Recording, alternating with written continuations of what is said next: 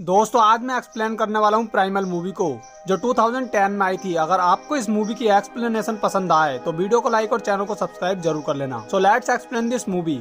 कहानी की शुरुआत में हमें 12,000 साल पहले का सीन दिखाया जाता है, जहाँ एक आदमी एक गुफा की दीवार पर कुछ पेंटिंग्स बना रहा होता है। इसी दौरान कोई आदमी पीछे से आकर उसे मार देता है और हम 12,000 साल बाद का यानी कि आज के टाइम का सीन देखते हैं, जहाँ हम एमा और उसके कुछ फ्रेंड्स को देखते हैं जो कि उन्हीं पेंटिंग्स पर रिसर्च करने के लिए माउंटेन पर जा रहे होते हैं। कुछ देर बाद ये सब उस माउंटेन तक पहुँच जाते हैं और अपनी कार से उतरकर माउंटेन पर चढ़ने लगते हैं। माउंटेन पर वो एक गुफा के अंदर जाते हैं, लेकिन एमा को गुफा में जाने से बहुत ज्यादा डर लग रहा था, इसीलिए क्रिस उसकी हेल्प करती है और उसे साथ लेकर आगे की ओर बढ़ने लगती है। लेकिन एमा अभी भी बहुत ज्यादा डर रही होती है, जिस वजह से उसे चक्कर आने लगते हैं और उसका हाथ दीवार पर लगे एक नुकीले पत्थर से टकरा जाता है, जिस वजह से उसके हाथ में थोड़ी चोट लग जाती है और उसका खून निकलने लगता है और एमा वहीं पर बेहोश हो जाती है। फिर सब लोग उसे गुफा से बाहर लाते हैं और कुछ देर बाद एमा होश में आती है। एमा गुफा के रास्ते पहाड़ी पर जाने से बहुत ज्यादा डर रही थी, इसीलिए डैश उसे कार लेकर चट्टान से होकर पहाड़ी पर जाने के लिए कहता है और बाकी सब लोग गुफा के रास्ते ही पेंटिंग्स की ओर जाने का डिसाइड करते हैं। दूसरी तरफ हम देखते हैं कि जहाँ चोट लगने से एमा का ब्लड गिरा था, वहाँ अचानक ही कुछ हलचल सी होने लगती है। कुछ देर बाद सभी लोग गुफा से होते हुए उन पेंटिंग्स के पास पहुँच जाते हैं और उन पेंटिंग्स को देखने लगते हैं। इसके बाद ये सब रहने के लिए वहाँ टेंट गाड़ते हैं, क्योंकि ये कुछ दिन वहाँ रहकर उन पेंटिंग्स पर रिसर्च करने वाले हैं। बिल और एमा टेंट के पास वाली नदी के पास खड़े होते हैं, जहाँ बिल एक बोतल को देखता है जिसे कुछ खतरनाक कीड़े खा रहे होते हैं। ये देखकर बिल बहुत ज्यादा डर जाता है और बोतल को नीचे फेंक देता है। इसके बाद ये दोनों एमा और डैश के साथ उन पेंटिंग्स पर रिसर्च करने लगते हैं और कुछ देर बाद ये दोनों वहाँ से टेंट की ओर जाने लगते हैं। लेकिन क्रिस और डैश उन पेंटिंग्स पर अपनी रिसर्च जारी रखते हैं और क्रिस उन पेंटिंग्स की तस्वीरें लेने लगती है। इस दौरान कोई जानवर क्रिस को काट लेता है और डैश उस जानवर को ढूंढने की कोशिश करता है, लेकिन वो जानवर उसे कहीं नहीं मिलता। इसके बाद हम रात का सीन देखते हैं, जहाँ सब लोग टेंट के पास आग जलाकर आराम कर रहे होते हैं और मेल नहाने के लिए नदी में चली जाती है। मेल सिट से भी अपने साथ नहाने के लिए कहती है, लेकिन सिट उसे मना करता है और मेल भी नदी से बाहर आने लगती है। तभी सिट देखता है कि मेल की बॉडी पर बहुत ज्यादा जोकें चिपकी हुई है, जिसे देखकर सिट बहुत ज्यादा डर जाता है और हेल्प के लिए सबको आवाज देता है। जिसके बाद सब लोग वहाँ पहुँच जाते हैं और मेल के ऊपर से एक एक करके उन जोकों को छुटा देते हैं। अब मेल भी बहुत ज्यादा डर चुकी थी, इसीलिए वो आराम करने के लिए टेंट में चली जाती है, लेकिन तभी उसकी हालत बिगड़ने लगती है और उसे काफी तेज बुखार आने लगता है। तभी एमा उसे देखने के लिए उसके पास आती है और वो देखती है कि मेल के मुंह से उसके सारे दांत अचानक ही उखड़ने लगे हैं, जिस बात से एमा बहुत ज्यादा हैरान हो जाती है और मेल को हॉस्पिटल में एडमिट कराने के लिए अपने साथियों से बात करती है। हालांकि सब लोग एमा की इस बात पर राजी हो जाते हैं, लेकिन डैश उनसे मना करता है, क्योंकि वो मेल के लिए उन पेंटिंग्स पर जांच करना नहीं छोड़ सकता। इसीलिए वो सिट से कहता है कि तुम गाड़ी से मेल को लेकर हॉस्पिटल चले जाओ और मैं अपनी जांच पूरी करने के बाद ही यहाँ से वापस लौटूंगा। इसके बाद वो मेल को गाड़ी में बैठाते हैं, लेकिन तभी डैश देखता है कि गाड़ी के टायर उन खतरनाक कीड़ों ने खा लिए हैं। इसीलिए वो दोबारा से मेल को टेंट में ले जाते हैं और कल सुबह होने तक का वेट करते हैं। तभी हम देखते हैं कि मेल के मुंह में क्रेचर्स वाले दांत आने लगते हैं। फिर अगली सुबह सब लोग मेल को हॉस्पिटल ले जाने के लिए अपना अपना सामान पैक करने लगते हैं। तभी क्रिस मेल को देखती है, जो कि किसी जानवर को मारकर कच्चा ही खा रही होती है।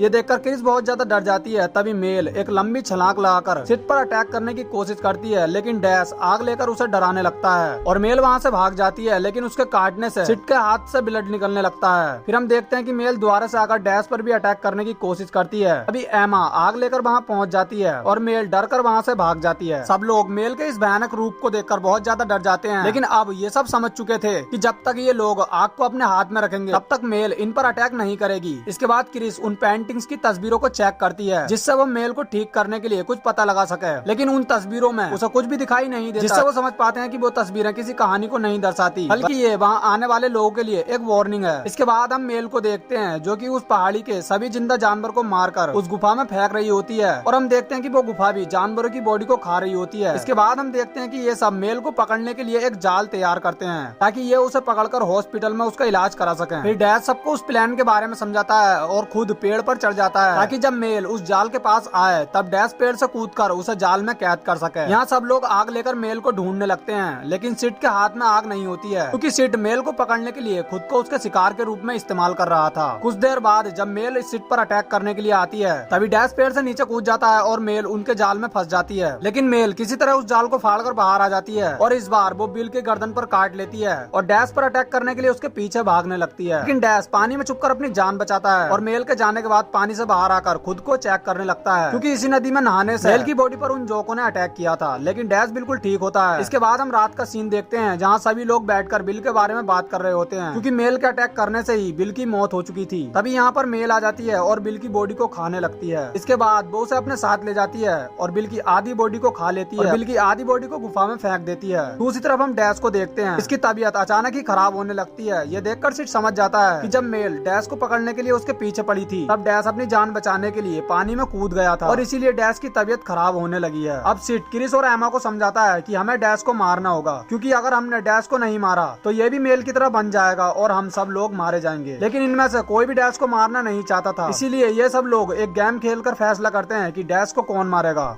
और एमा यहाँ पर हार जाती है और अब एमा को ही डैश को मारना होगा। लेकिन एमा खुद से डैश को नहीं मार पाती और सिड और क्रिस के फोर्स करने पर वो एक बड़ा पत्थर उठाती है और डैश के सर पर मार देती है। लेकिन डैश अभी भी पूरी तरह से नहीं मरा होता है। इसके बाद ये सब गाड़ी की तरफ जाने लगते हैं। तभी इनके सामने मेल आ जाती है और वो सिड पर अटैक करके उसे बुरी तरह घायल कर देती है। इसके बाद वो एमा पर भी अटैक करने के लिए आती है और उसके पीछे भागने लगती है और एमा भागते भागते एक गुफा में चली जाती है। लेकिन मेल उस गुफा के अंदर नहीं जाती, जैसे कि गुफा के अंदर जाने से मेल को कोई खतरा हो। दूसरी तरफ हम क्रिस को देखते हैं, जो कि गाड़ी में जाकर किसी वेपन को यानी कि हथियार को ढूंढने लगती है। तभी डैश जिंदा होकर क्रिस पर अटैक करने के लिए आता है। वो उसे काटने ही वाला होता है। तभी मेल वहां आ जाती है और क्रिस को अपने साथ ले जाने लगती है। दूसरी तरफ एमा सिड को लेकर उस गुफा की ओर जाने लगती है। तभी सिड की नजर डैश और मेल पर पड़ती है, जो कि उनके एक साथी की डेड बॉडी को खा रहे होते हैं। ये देखकर सिड को बहुत ज्यादा गुस्सा आता है। वो उन्हें मारने के लिए जाता है। सिड के पास एक वेपन भी होता है जिससे वो डैश को बुरी तरह घायल कर देता है और इन दोनों में जोरदार फाइट होने लगती है। और यहाँ सिड और डैश दोनों ही एक दूसरे को मार देते हैं। इधर मेल एमा पर अटैक करने की कोशिश करती है, लेकिन एमा सिड के वेपन को उठा लेती है और मेल को आग से डराती हुई गुफा के अंदर चली जाती है।